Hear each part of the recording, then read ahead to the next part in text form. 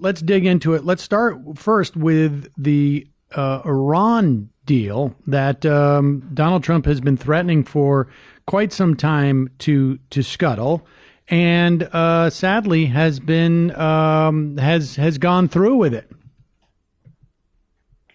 Yeah, well, I mean, I don't think anybody was entirely surprised. He's obviously been threatening it for, since he's been president. And during the campaign, he was a little bit more dodgy about it. I mean, he would criticize it. He said it was going to lead to the Iranians becoming he said at one point that it would lead to nuclear holocaust in the hands of Iran. However, he also said that he wouldn't tear up the deal, that he didn't think that was possible, and instead that he would, work to make it tougher, and he gave some to Chuck Todd and Meet the Press, but early on in the campaign, he said this thing about how he was really good at policing contracts, and he'd make sure this contract was properly policed. So at one point he had the idea that he would keep the deal, but just, it would be a real serious trust but verify kind of situation. He changed along the way. I mean, it's obvious and has been obvious at least since the second half of the campaign and throughout his presidency that he was really dying to tear this deal up. Now, the fact is he didn't tear it up, and that's not something that a president can do. He has announced that he plans to violate the terms of the agreement because he's using as an excuse that the Iranians once lied about having a nuclear program based upon this late sort of pageant that Prime Minister Bibi Netanyahu of Israel put on, in which he, put a bunch of PowerPoint charts and graphs up on a screen suggesting that they had some new information. It turns out none of that was new. Everybody knew that the Iranians had lied about it. This was way back, in the last decade, and that was all factored in to the deal when they made the non-proliferation agreement.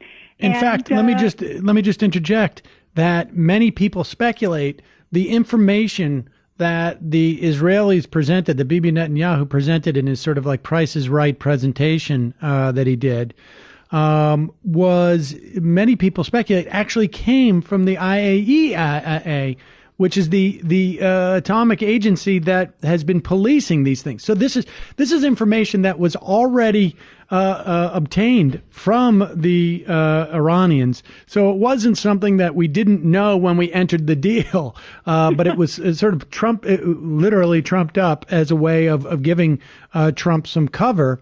It was not particularly successful. In fact, I think if anything, it served to sort of remind people why this deal was so important. But continue, because this I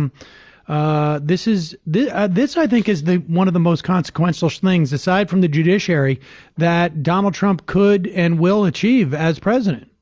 Well, I think so too. I mean, this was huge, and it's in the midst of this this news cyclone that we're in, and so it's hard to sort of prioritize. But I think this is very easy to sort of look at and recognize as being an extremely consequential decision on his part. Now, he had a chance to violate the deal, for months. Obviously, he's been in for a while, and was talked down from it by Rex Tillerson and H.R. McMaster, both of whom, Tillerson, the former Secretary of State, and McMaster, the former National Security Advisor, they're both gone.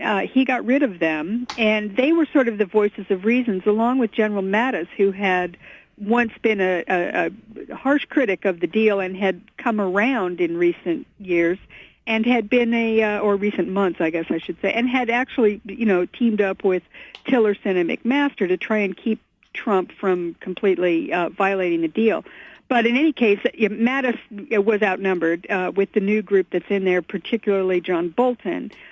He gave plenty of ammunition, and it seems obvious to me that he and Mike Pompeo and Bibi Netanyahu cooked this up, cooked up their little presentation together to just give Trump that final push to go against all the allies. I mean, the Europeans, they sent over Macron, they had Angela Merkel, and then finally even Boris Johnson, who you would think that Trump would actually pay some attention to, He came over in the last minute to try and talk Trump out of violating the deal, and none of it worked. I think this sort of shows the influence of John Bolton and Pompeo. I think that they are very, very influential now in the Trump presidency, and that's part of what is so significant about this.